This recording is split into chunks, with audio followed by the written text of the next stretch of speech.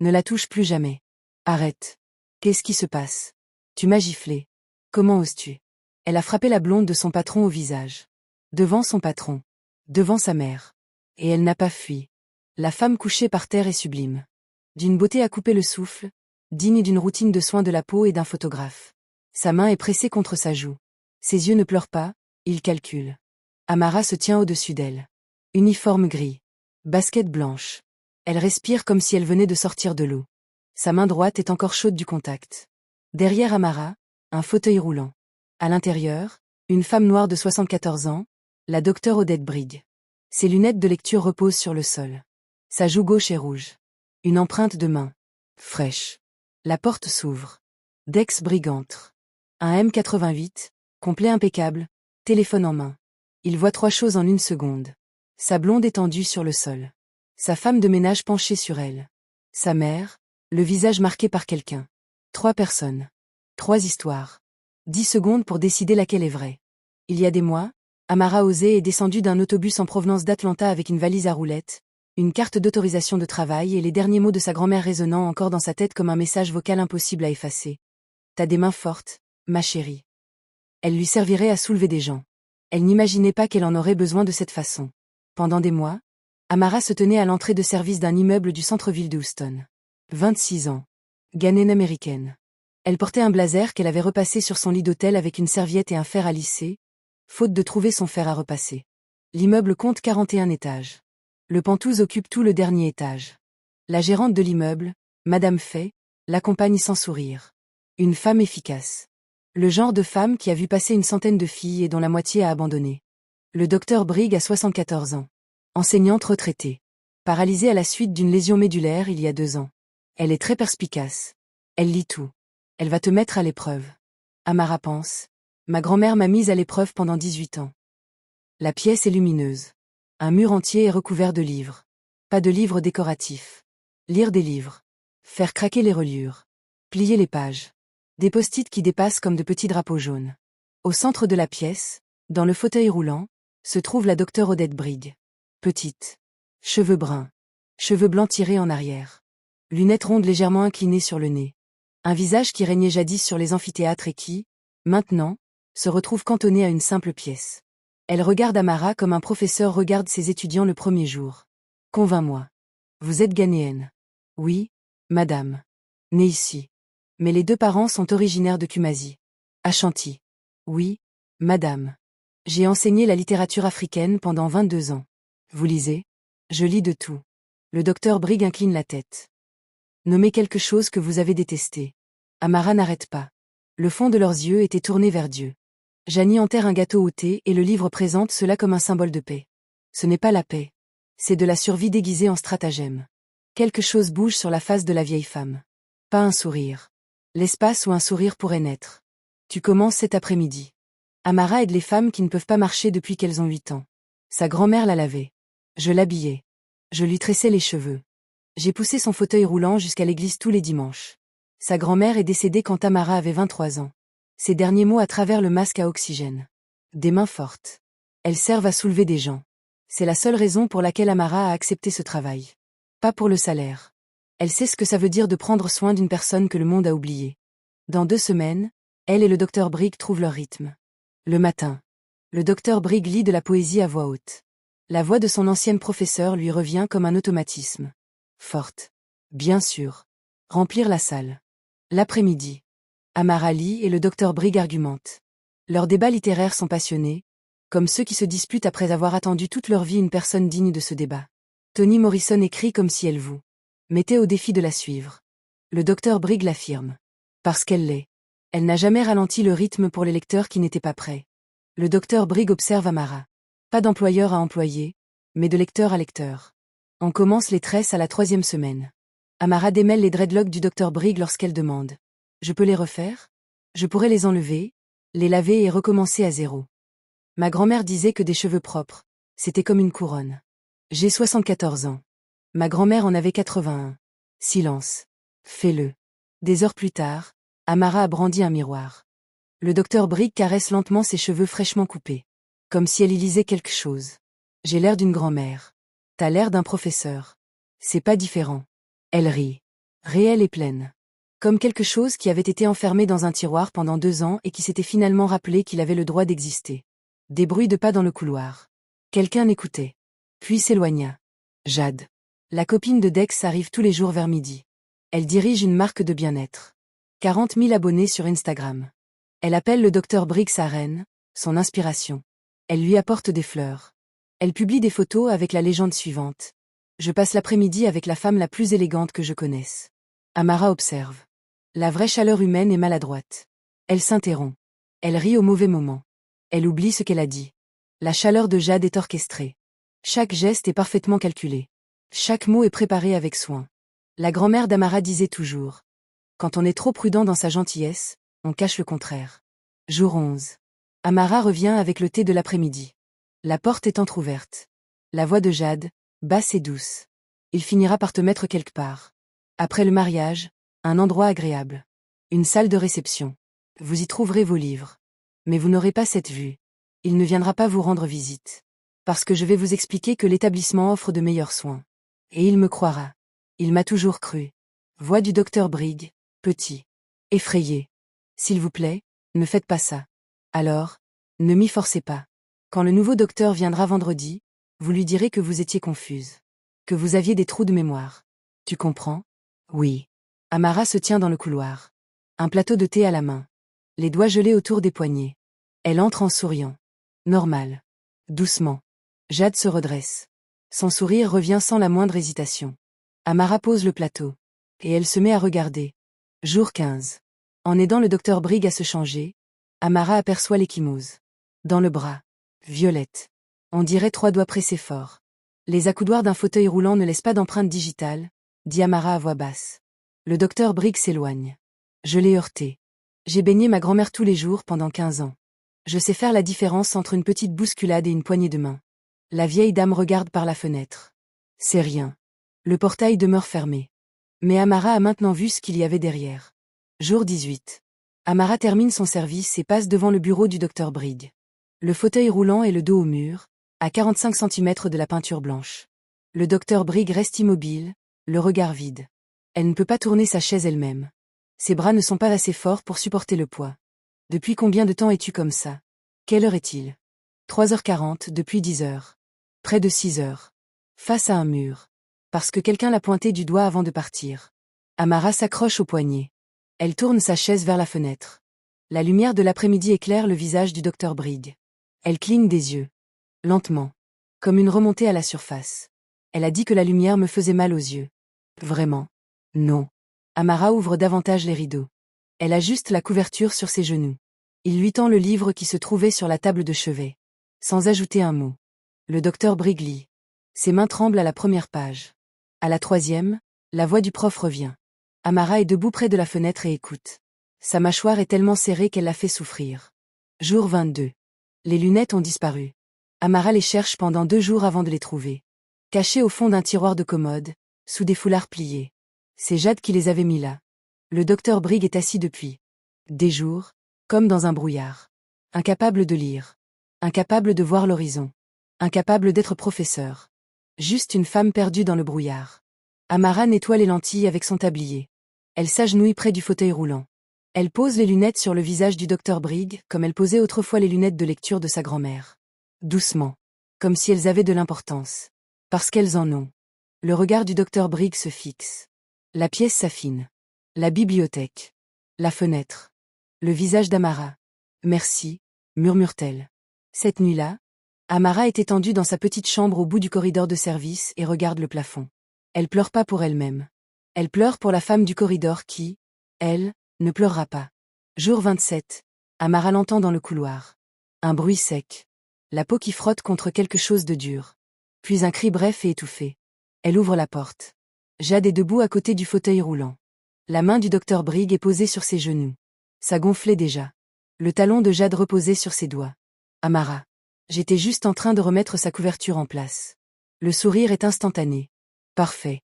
Ce soir-là, Amara enveloppe le doigt enflé avec du ruban adhésif médical et une poche de glace. Dis-le à Dex, dit-elle. Elle va me mettre dans une maison de retraite. Ça fait des mois qu'elle lui dit que je suis perdue. Elle a fait venir un médecin. Je lui ai dit que je refusais. Elle est en train de monter un dossier pour me faire déclarer mentalement incapable.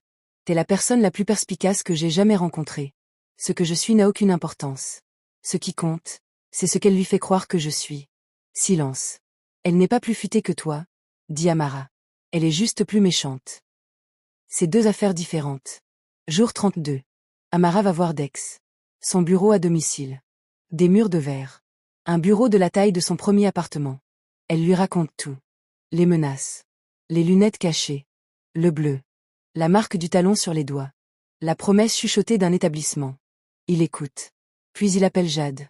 Jade arrive. Le spectacle commence. Des larmes. Une voix qui semble se briser. Elle affiche des photos sur son téléphone. Elle est le docteur Brigri. Elle sourit. Joue contre joue. Pourquoi ferais-je une chose pareille? J'aime Odette. Pourquoi cette fille mentirait-elle? Dex va à la chambre du docteur Brig. Amara suit. Jade suit. Maman. Amara dit que Jade t'a fait mal. Est-ce vrai? Le regard du docteur Brig glisse lentement du visage de son fils à Jade, qui se tient juste derrière lui. L'expression de Jade est empreinte d'amour, de chagrin et d'inquiétude. Mais ses yeux disent autre chose. L'établissement. La confusion. Les papiers. Dites ce que vous êtes censé dire. Le docteur Brig regarde ses genoux. Non. Amara se trompe. Jade a été ben gentille avec moi. Dex se tourne vers Amara. Ma mère a parlé. Si vous portez encore de telles accusations, je serai obligé de vous licencier. Il s'en va. Jade le suit. Elle jette un dernier coup d'œil à Amara depuis le cadre de la porte. Les larmes ont disparu. En dessous, tout est lisse. Froide. Imperturbable. Amara se tient seule dans la pièce avec le docteur Brig. La vieille femme fixe ses mains. Je suis désolée, Amara. Ne sois pas désolée.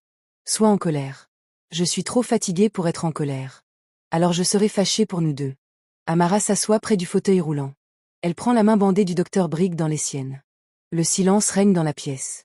Ne me laissez pas seule avec elle, murmure le docteur Brig. Je n'irai nulle part.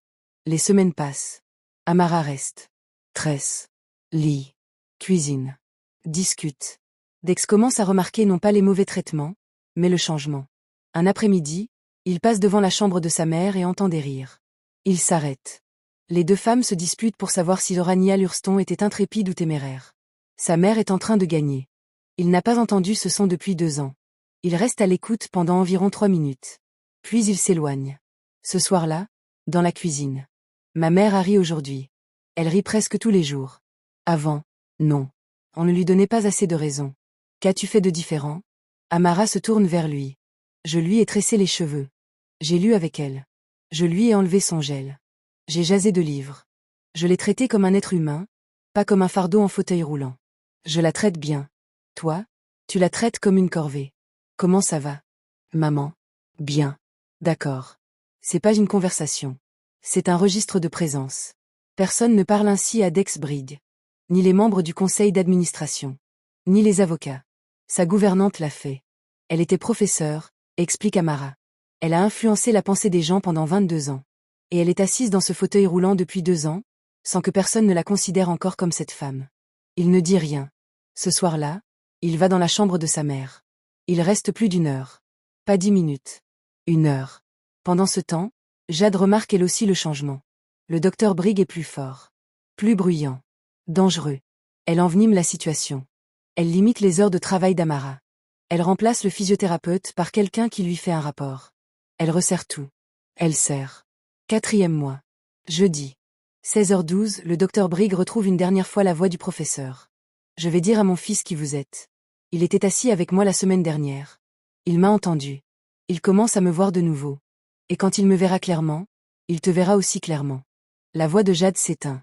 Plate. Définitive. Non. Il ne le fera pas. Le son précède la compréhension. Coup violent. Peau contre peau. Une main ouverte frappant le visage d'une femme de 74 ans avec une telle force qu'elle la fait basculer sur le côté. Les verres virevoltent et frappent le marbre. Amara ouvre la porte. Image 1. Jade est debout au-dessus du fauteuil roulant. Les mains toujours levées. Le visage complètement impassible. Le regard de quelqu'un qui termine une tâche qu'il a déjà accomplie. 2e image. Docteur Brig. La tête a viré sous le choc. La joue gauche est foncée. Les yeux sont ouverts. Défiant. 3e image. Les lunettes par terre. Une lentille s'est fissurée. Les choses qu'elle a besoin de lire. Avoir.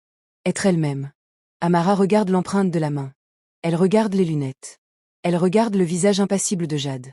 Quelque chose s'allume en elle. Pas de colère. Pas du courage. Un réflexe. Le même réflexe qui l'a poussé à lever sa grand-mère tous les matins. Ce même réflexe qui l'avait poussé à mettre de la glace sur un doigt enflé à minuit. Le réflexe d'une femme forgée par 18 ans à pousser un fauteuil roulant pour aller à l'église. Se tenir entre les plus vulnérables et le monde. 3 pas. La paume de sa main droite ouverte. Pas un point. Correction. Sa paume frappe la joue de Jade. Jade se déplace latéralement hors de l'accoudoir. Elle frappe le marbre. Ses cheveux se déploient en éventail. Sa main se porte instinctivement à son visage. Amara se tient entre le fauteuil roulant et la femme étendue par terre. Sa paume la brûle. Son visa est expiré. Son travail est terminé. Elle ne bouge plus. Ne la touchez plus. Derrière elle, le docteur Briggs observe le dos d'Amara avec une expression indéfinissable. L'expression de quelqu'un qui vient de voir une inconnue se jeter sous les chars pour la sauver. Quelqu'un s'est battu pour moi. 30 secondes. La porte s'ouvre. Dex entre. Jade prend la parole en premier. Toujours en premier. Les larmes sont déjà là, pile au bon moment. Elle m'a frappé. Sans prévenir. J'allais rendre visite à ta mère. Et elle m'a frappé. Dex regarde Amara. Amara ne dit rien. Elle reste immobile. Maman. Qu'est-ce qui s'est passé? Le regard du docteur Briggs se pose sur Jade, derrière Dex. Le visage de Jade exprime la douleur, le choc et l'amour. Ses yeux disent, la maison. Les papiers. Le médecin. Dis ce que tu dis toujours.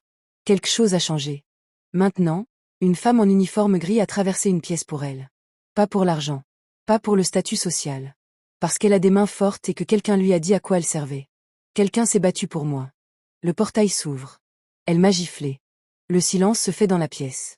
Jade m'a giflé. Aujourd'hui. Et avant aujourd'hui. La voix du docteur Briggs se rassure à chaque mot. Le prof est de retour. Elle m'a pincé les bras. Elle m'a marché sur les doigts. Elle a caché mes lunettes. Elle a tourné mon fauteuil roulant face au mur et m'a laissé là pendant des heures. Elle a chuchoté qu'elle allait me placer dans une maison de retraite. Qu'elle vous dirait que je perds la raison. Jade secoue la tête. Elle est confuse. Dex. Je te l'avais dit. Elle vient de décrire une campagne de 2 ans dans un ordre chronologique précis. Ce n'est pas de la confusion. C'est un témoignage. Il regarde Jade longuement. Sors. Tu choisis la gouvernante plus tôt que moi. Je choisis ma mère. J'aurais dû la choisir il y a 2 ans. Feuille de Jade. Le bruit des talons sur le marbre s'estompe. Puis elle disparaît. Mais c'est pas fini. À 18h22, Jade appelle la police. La femme de ménage de mon CHUM m'a agressée. Techniquement, c'est vrai. La loi ne demande pas pourquoi. Amara est interrogée. Son autorisation de travail est signalée. Les services d'immigration sont informés. Jade divulgue l'histoire à une blogueuse qu'elle connaît. La femme de ménage d'un milliardaire attaque sa compagne. Un immigrant africain risque l'expulsion. Les commentaires sont immédiats. Virulents. Prévisibles. Qu'on l'expulse. Pour qui se prend elle? Amara lit les commentaires dans sa petite chambre au bout du hall des services. Ses mains ne tremblent pas. Sa grand-mère avait entendu pire de la part de dames de l'église qui pensaient qu'une femme en fauteuil roulant était une punition divine. Dex cogne à sa porte. J'ai téléphoné à un avocat. Pourquoi donc? Parce que tu as fait ce que j'aurais dû faire. J'ai frappé ta copine. Tu as frappé la femme qui torturait ma mère. Les tribunaux ne l'entendront pas de cette façon. Les tribunaux examineront les preuves. Il fait une pause. J'ai fait installer des caméras après les travaux de rénovation. Dans toutes les pièces communes. Les images sont transmises à un serveur privé. Jade n'en savait rien. Amara le fixe du regard. 2 ans d'images. Pourquoi n'as-tu pas vérifié quand je te l'ai dit la première fois? Il n'a pas de réponse. La réponse, c'est qu'il voulait pas voir. Je surveille maintenant. Il le regarde tout seul. 6 heures. Son bureau est plongé dans le noir, sauf l'écran. Il voit Jade cacher ses lunettes. Méthodiquement. Elle ouvre le tiroir. Il les place à l'intérieur. Il ferme la porte. Il sort. Une femme de 74 ans apparaît dans un flou. Il la voit tourner le fauteuil roulant contre le mur. Il regarde sa mère s'agripper aux accoudoirs et essayer de se tourner. Échouer. Abandonner.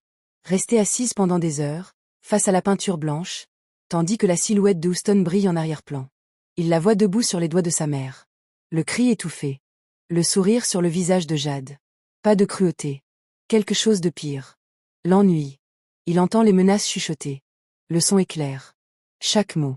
Il va te mettre dans un endroit propre. Tu auras tes livres. Mais tu ne l'auras plus, lui. Il regarde le visage de sa mère absorber chaque mot. Il regarde le prof se contracter. Il regarde une femme rapetissée. Visite après visite. Murmure après murmure. Et il regarde Amara. Tressage de mèche. Patient. Le même motif chaque semaine.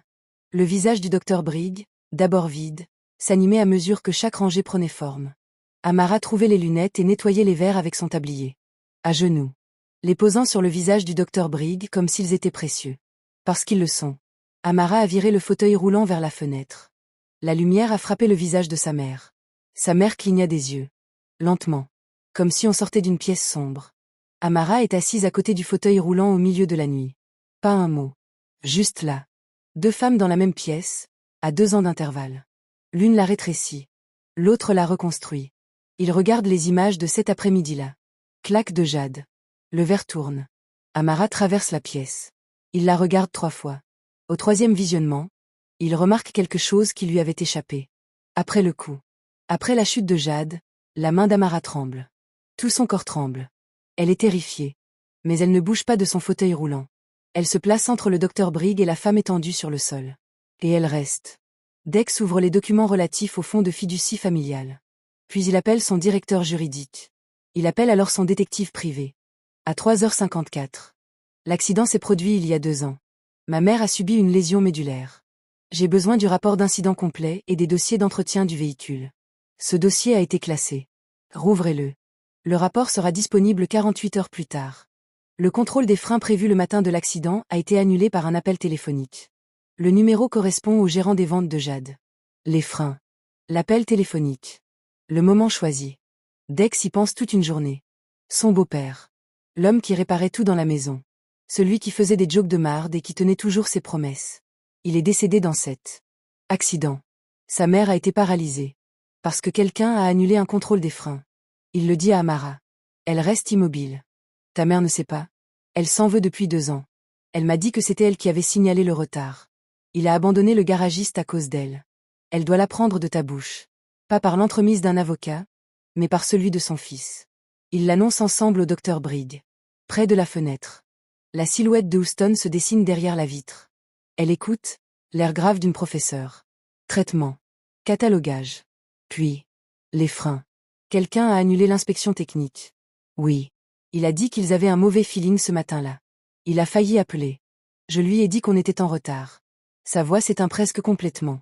Je porte ce fardeau depuis 2 ans. C'était pas de ta faute, maman. Elle pleure pas. Elle reste complètement immobile. La pièce retient son souffle. Puis la voix du prof revient. Claire. Absolue. Comme un verdict. Je veux qu'elle sache que je sais. Et je veux que le monde entier le sache. Tout cela. La conférence de presse. Le docteur Brigg tient à y assister. Fauteuil roulant. Serrure neuve. Lunettes neuves. Amara a trouvé une paire identique en moins de 24 heures. Il ne voulait pas la laisser partir sans. La pièce est remplie de caméras. Les journalistes s'attendent à un scandale impliquant une célébrité. Dex parle en premier. Il y a 3 jours, ma femme de ménage a frappé ma petite amie. Les médias ont parlé d'une attaque gratuite. Je suis ici pour vous montrer ce qui s'est réellement passé. Les écrans s'activent. 12 minutes d'image.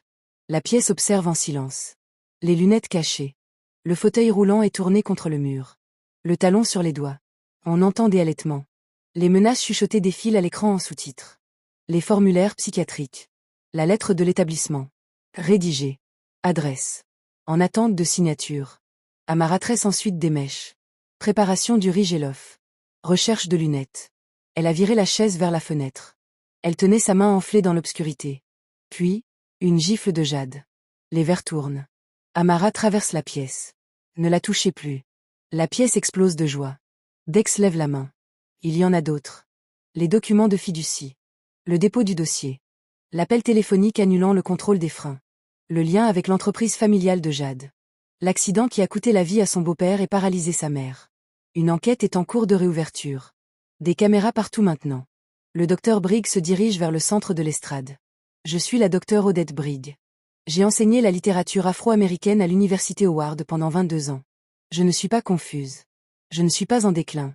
Je suis une femme en fauteuil roulant à qui on a ordonné de garder le silence sous peine de tout perdre. Elle regarde sur le côté de la pièce. Uniforme gris.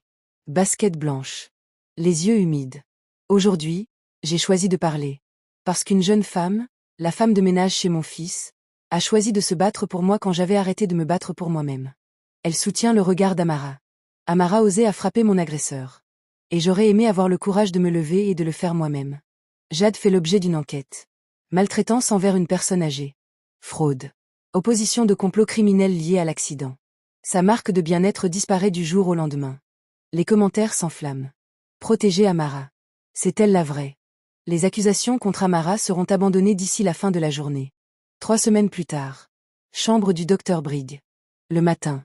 Amara tresse des loques. Même motif. Même main. La lampe de lecture est allumée. La fenêtre donne sur le jardin. Le fauteuil roulant est éclairé. Vous restez, a dit le docteur Brigg. C'est indiscutable. Je reste. Pas comme femme de ménage. Je ne sais pas trop comment l'appeler autrement. Compagne. Reader. Verrouillé brédé. Jaloux chef.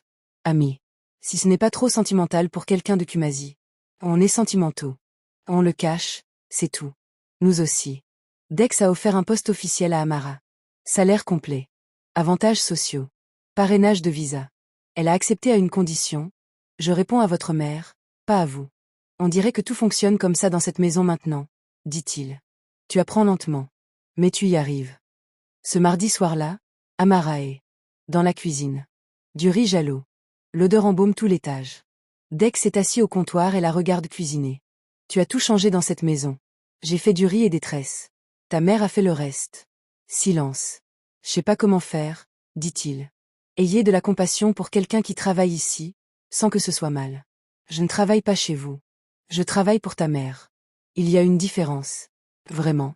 Elle le pense. Elle me l'a dit la semaine dernière. Mon fils vous regarde comme si vous étiez un problème qu'il espère ne jamais voir se résoudre. C'est ce qu'a dit une professeure. Elle remarque tout. Il tend la main par-dessus le comptoir. Pas pour prendre la sienne. Il prend une bouchée directement dans le pot. Amara le fixe du regard. T'as pas juste mangé dans la marmite. J'apprends différentes façons de gagner ma vie. C'est pas comme ça que ça marche. Alors enseigne-moi. Elle le regarde. Il la regarde. Le comptoir qui les séparait. Cette même cuisine où elle lui avait dit qu'il traitait sa mère comme un devoir. Là où il avait entendu pour la première fois des rires au bout du couloir et s'était arrêté. La distance est plus courte maintenant. Par choix. Mardi, dit-elle. Qu'en pensez-vous? Revenez mardi prochain. Passez d'abord 1 heure avec ta mère. Ensuite, viens ici. J'en ferai plus. Est-ce une date? C'est du riz jollof. Ne le prends pas mal. Au bout du corridor, tout est dégagé. Plein. Imposant. Je vous entends tous les deux. Et oui, c'est un rendez-vous. Amara rit. Dex esquisse un sourire. La voix d'un prof de 74 ans qui résonne dans le Penthouse. C'est le son d'une maison qui achève son long chemin pour redevenir un foyer. Bonjour. Chambre du docteur Brigg. Porte ouverte. Lampe allumée. Des livres ouverts. Une fenêtre baignée de lumière. Elle est dans son fauteuil roulant. Cheveux tressés. Lunettes sur le nez. Lecture à voix haute. Poésie afro-américaine. La voix du professeur. Intégrale. Sans hâte. Sans se taire. Amara s'assoit à côté d'elle. Elle ne comprend pas toutes les références. Elle n'en a pas besoin. Le son de la voix de cette femme, forte et intrépide, est la seule preuve dont elle a besoin pour savoir qu'elle a bien agi. Sur le rebord de la fenêtre, 2 photos encadrées. Le docteur Brigg et son défunt mari. Et à côté, Amara et le docteur Brigg, une photo prise par Dex. Aucune des deux ne regarde la caméra. Elles sont en pleine dispute. Les deux sont convaincus d'avoir raison. Elle est arrivée à Houston avec une valise à roulettes et une carte de permis de travail. Elle a accepté un emploi parce qu'elle savait comment s'occuper d'une femme qui ne pouvait pas marcher. Elle faisait des tresses.